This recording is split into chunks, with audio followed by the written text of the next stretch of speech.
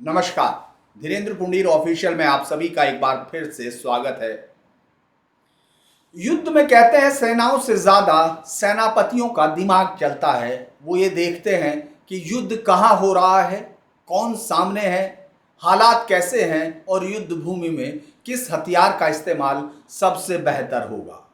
और उन्हीं के दम पर कई बार कमजोर सेनाओं के साथ भी सेनापतियों ने बड़ी बड़ी जीत हासिल की है। और आज के समय में अगर कोई देश में बात करता है तो चुनाव और राजनीति लगभग इसी युद्ध के अंदाज में लड़ी जाती है। और हिंदुस्तान में तो इस वक्त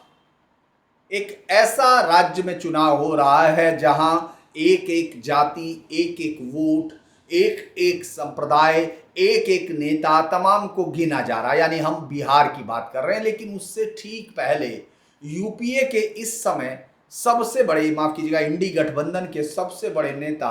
और इस देश के विपक्ष की भावी प्रधानमंत्री की उम्मीद राहुल गांधी पहले तो सीन से गायब हैं। इस वक्त वो लैटिन अमेरिका के देशों में, जो आखिरी सूचना थी, वहां घूम रहे थे। वहां के छात्रों को भारत के लोकतंत्र पर आए हुए खतरों के बारे में बता रहे थे। लेकिन यहां जो युद्ध हो रहा है राजनीतिक तौर पर बिहार में, जहां उन्होंने वोट अधिकार यात्रा निकालकर वोट चोरी के मुद्दे से पूरे बिहार को मथने की कोशिश की थी और सत्ता रूपी क्रीम या घी उससे निकालने की कोशिश की थी, वो उसके बाद एकदम गायब हो गए थे। लेकिन उनकी रही सही कोशिशें, जिसके सहारे उनकी तमाम फौज लड़ रही थी, क्योंकि बाकी कोई रणनीति उनके पास थी नहीं, वो भी आज सुप्रीम कोर्ट में हवा निकल गई। यानी सुप्रीम कोर्ट में राहुल गांधी, जो इतने लंबे समय से वोट चोरी का एक गुब्बारा फुलाए जा रहे थे, उसमें पिन लग गई। क्योंकि सुप्रीम कोर्ट ने उनकी जो वोट चोरी की आरोपों की जांच थी, जिसको लेकर उन्होंने पूरे देश में, और खासतौर से देखिए, विपक्ष, अगर हम किसी नेता की बात करें, उसका काम तो आरोप लगाना है, लेकिन एक ऐसा इकोसिस्टम इस देश में है, खासतौर से जिसको अक्सर प्रधानमंत्री मोदी ने या फिर एक नए जो एक नैरेटिव ने उसको लुटियंस मीडिया कहा, या लुटियंस जोन के वो तमाम इकोसिस्टम के लोग कहा, जो एक झूठ को इतनी बार मथते थे कि उससे घी निकालने का दावा करने लगते थे। तो वो तमाम लोग जिनको वोट चोरी, जबकि हम लोग कई बार साफ कर चुके कि उन्होंने चुनाव नहीं लड़ा है, वरना तो इस तरह के इशू के साथ वो जो फ्रिवलस चार्जेस लेकर आए थे और उनके साथ नारे लगाने वाली वो भीड़ जो ये बताती है कि साहब अब इससे प्रधानमंत्री मोदी का किला उड़ जाएगा, उन सबको भी इन दावों की सच्चाई मालूम होनी चाहिए थी। आज सुप्रीम कोर्ट ने उस पूरे दावे की हवा भी निकाल दी और सुप्रीम कोर्ट ने जो जस्टिस सूर्यकांत और जस्टिस जयमाला बागची कि 2 सदस्यीय बेंच ने याचिका पर विचार करने से ही इनकार कर दिया। उन्होंने जो एसआईटी की मांग की थी राहुल गांधी की वोट चोरी वाले आरोप पर, उन्होंने जब ये याचिकाकर्ता ने मांग की थी कि इस पर एसआईटी हो, तो उन्होंने साफ तौर पर कहा कि आपको इसके लिए इलेक्शन कमीशन से संपर्क करा जा सकता है, उनके पास जाइए और उन्हीं से इस पूरे मसले की जांच कीजिए। दरअसल ये जो दायर याचिका थी, आपको याद होगा कर्नाटक में एक विधानसभा के चुनाव को लेकर उन्होंने किस तरह से ये कहा था, चूंकि ये जनहित याचिका रोहित पांडे ने दाखिल की थी, लेकिन सुप्रीम कोर्ट से इसमें आग्रह करते हुए वो तमाम जो राहुल गांधी के आरोप थे उनकी जांच एसआईटी से करानी चाहिए थी। उन्होंने कहा कि भाई ऐसे मामलों की जांच का अधिकार निर्वाचन आयोग के पास है, आप वहां जाकर अपनी शिकायत दर्ज कर सकते हैं। और ये सुप्रीम कोर्ट के निर्देश के साथ ही अब जांच की मांग खत्म हो गई, एसआईटी की मांग खत्म हो गई। कोर्ट ने स्पष्ट कर दिया कि चुनाव प्रक्रिया या परिणामों से जुड़ी शिकायतों की जांच का अधिकार केवल निर्वाचन आयोग को है और न्यायपालिका का इसमें सीधा आक्षेप नहीं किया जा सकता। याचिकाकर्ताओं की दलील बाकायदा सुनी गई, ऐसे नहीं है। उन्होंने कहा कि याचिकाकर्ता का इस मामले में कोई औचित्य ही नहीं बनता। जो इस तरह से जो बैकडोर से खेलने की कोशिश करते हैं राहुल गांधी, या उन लोगों को लगता है कि उन्होंने एक नई रणनीति सीख ली है कि साहब हम चुनाव आयोग नहीं जाएंगे, हम चुनाव आयोग से बात नहीं करेंगे, चुनाव आयोग मीटिंग में बुलाता है तो हमारा उस मीटिंग से कोई लेना देना नहीं है, बस हम आरोप लगाते हैं। हमें सरकार की किसी उसमें शामिल नहीं होना है, हमको जो आयोग अगर मीटिंग बुलाता है उसमें नहीं जाना, और राहुल गांधी को हलफनामा देने की जरूरत नहीं, क्योंकि जो उन्होंने कह दिया वो न भूतो है न भविष्यति है। दरअसल इस अंदाज में कम से कम लोकतंत्र नहीं चलता, ये बताने की जरूरत जिन लोगों को थी, राहुल गांधी को जो समझा नहीं, या उनके थिंक टैंक के लोग थे, वो इसके अलावा कहीं घूम नहीं रहे हैं कि अहो रूप अहो गुण। उस स्थिति में तो अदालत में जब वो पहुंचे तो ये एक अंदाज था, उसमें कहा कि आप अगर ये जो इस तरह की सूचनाएं, इस तरह की याचिकाएं हैं, उन पे हमको बहुत ज़्यादा जोर देने की ज़रूरत नहीं है। तो इस सब के साथ मुझे लगता है कि राहुल गांधी जो ये सोच रहे थे कि उनकी इस सब के साथ जो उन्होंने आरोप लगाए हैं, उनसे बिहार की राजनीति और उसके बाद पूरे देश की राजनीति बदल कर रह जाएगी, उसका तो मुझे लगता है कि हवा निकल गई। और ये चुनाव से ठीक पहले, उस वक्त जब कांग्रेस के पास और कुछ कहने के लिए ना हो, तब मुझे लगता है कि ये दिक्कतें और बढ़ेंगी। और कांग्रेस का जो पूरा मंत्री जो उनका इकोसिस्टम है, वो जब तक कि ये तमाम चीज़ों को लेकर सामने नहीं जाएगा और कोई ठोस सबूत नहीं लाएगा, तब तक उनकी बातों का कोई अर्थ नहीं रहता। बिहार में इस समय आपने देखा होगा, एनडीए के अंदर एक सीटों का बंटवारा हुआ और एडजस्टमेंट दिखता है। ऐसा नहीं है कि वो एडजस्टमेंट आपको वहाँ दिख नहीं रहा है, लेकिन इंडी गठबंधन में अभी भी, चूंकि जब राहुल गांधी नहीं है तो उसके बाद कांग्रेस की मांगों का आधार क्या हो, कांग्रेस की क्या तेजस्वी एक अलग नाराजगी के साथ बैठे, क्योंकि राहुल गांधी ने एक भी बार उनको मुख्यमंत्री का घोषित नहीं किया उम्मीदवार, कहते रह गए। वो बेचारों ने कई बार ये कहा कि वो प्रधानमंत्री पद के उम्मीदवार हैं और प्रधानमंत्री बनेंगे, इस तरह की उत्साहवर्धक बातें वो करते रहे, लेकिन राहुल गांधी ने उस पूरे चुनाव में माफ कीजिए, पूरी यात्रा में एक भी बार उन्होंने तेजस्वी को मुख्यमंत्री पद का जो अपनी तरफ से इंडी गठबंधन का चेहरा नहीं बताया। तो वो जो एक चसक है वो भी आपको दिखाई देती है। और ऐसे में जो जिस मुद्दे के साथ, क्योंकि राहुल गांधी की इस वोट अधिकार यात्रा के बाद मिल रही भीड़ और रिस्पॉन्स को लेकर आपने दिल्ली में बैठे हुए बहुत सारे लोगों को देखा होगा कि वो उचक कर बाहर हो गए। बहुत सारे लोग स्क्रीन से बाहर आने की कोशिश कर रहे थे, टीवी की, जो सामने बैठा हुआ अगर दर्शक है वो अगर ये याद नहीं कर पा रहा है, तो मुझे लगता है तो वो ये कोशिश कर रहे थे कि ये देखा जाए कि अगर ये दर्शक हमारी बात को स्क्रीन से यकीन नहीं कर रहा तो उसकी गर्दन पकड़कर उसको यकीन दिलाया जा सके। तो मुझे लगता है कि ये बहुत ही ज़्यादा,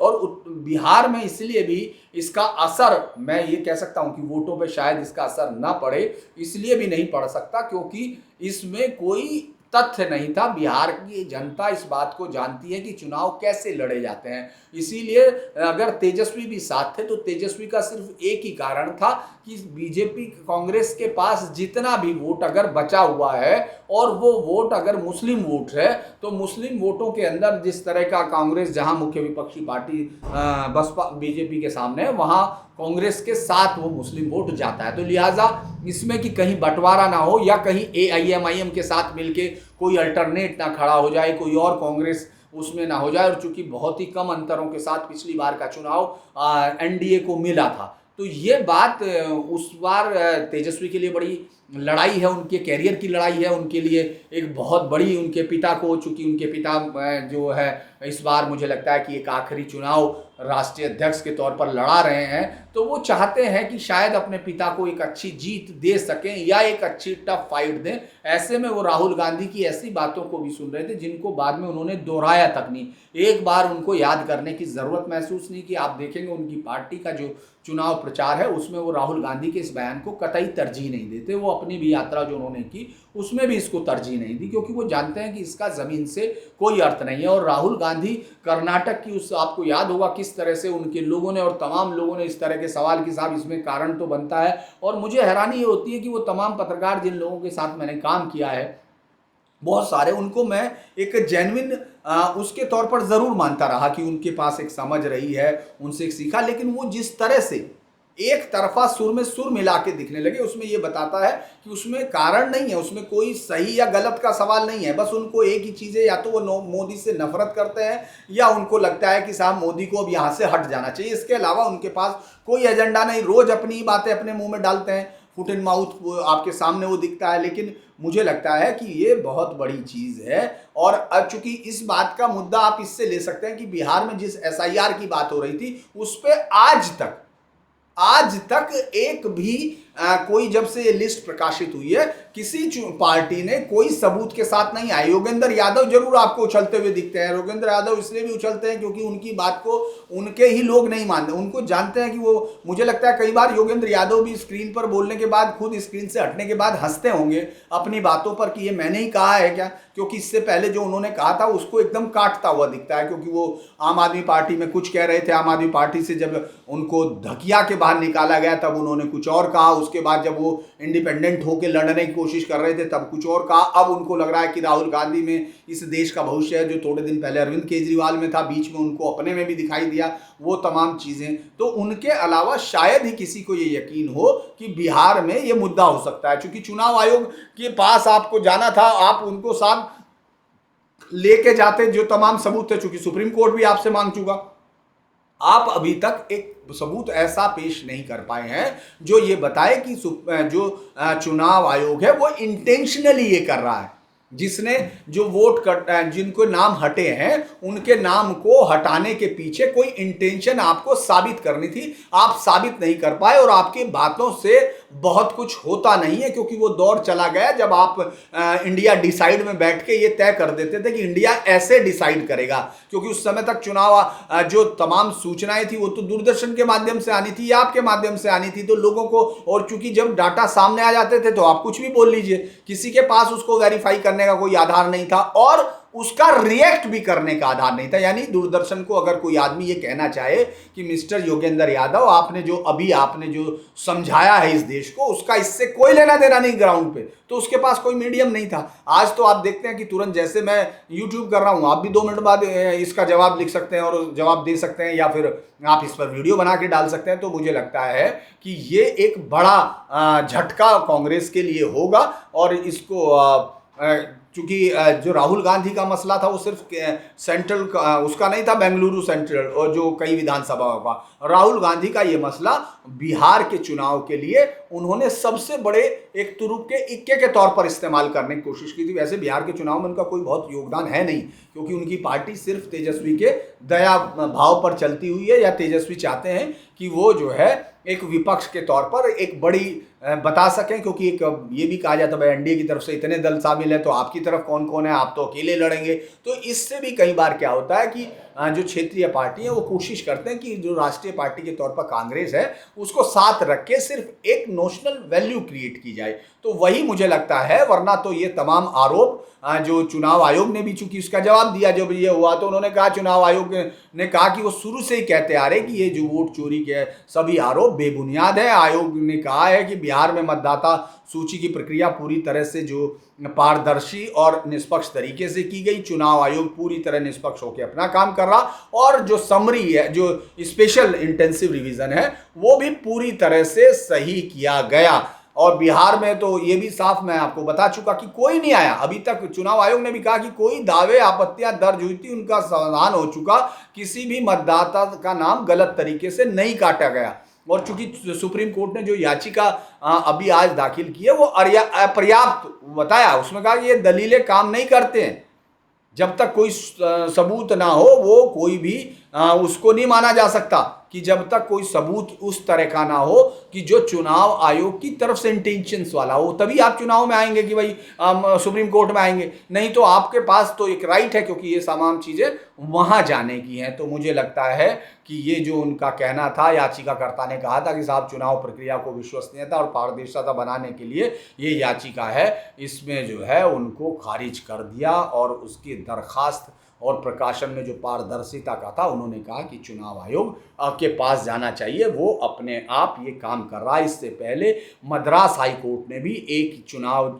वोट चोरी के मुद्दे से संबंधित एक याचिका को खारिज करते हुए 1 लाख रुपए का जुर्माना भी लगाया था। हाई कोर्ट ने तब कहा था, चेन्नई हाई कोर्ट ने, कि चुनाव आयोग की ऐसे आरोप बिना सबूत के लगाना चुनाव आयोग की न सिर्फ साख को ठेस पहुंचाता बल्कि लोकतांत्रिक संस्थाओं पर अविश्वास फैलाता है। आप ये जान लीजिए, इस फैसले की गूंज आपको एसआईआर की सुनवाई में जरूर होगी। अब एसआईआर पर गुरुवार को कोर्ट में सुनवाई करेगा, तब तक चुनाव आयोग और ये याचिकाकर्ता अपने अपने जवाब दाखिल कर चुका होगा। तो चूंकि चुनाव का वक्त आ रहा है और चुनाव के वक्त अगर आपके मुख्य हथियार कोई जो फेल हो जाए या ये मान लिया जाए कि हथियार तो इस जगह पर काम ही नहीं करता या ये वाकई में हथियार था ही नहीं, आप क्या प्लास्टिक की तलवारें लेकर युद्ध में उतर आए थे, ऐसा अगर कम से कम राहुल गांधी को लग रहा है तो मुझे लगता है कि ये एक बड़ा झटका है उनसे भी ज़्यादा